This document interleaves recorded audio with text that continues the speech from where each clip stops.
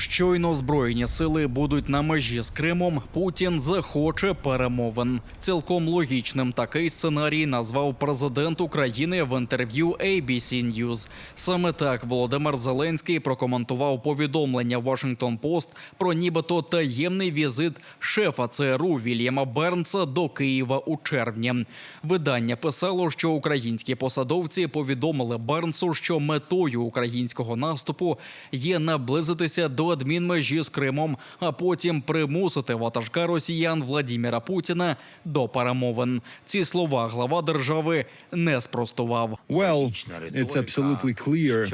Це абсолютно зрозуміла логічна риторика, що в той момент, коли Україна досягне адміністративної межі з тимчасово окупованим Кримом, дуже ймовірно, що Путін буде змушений шукати діалогу з цивілізованим світом, на відміну від того, як це було до повномасштабного вторгнення, тому що він буде ослаблений.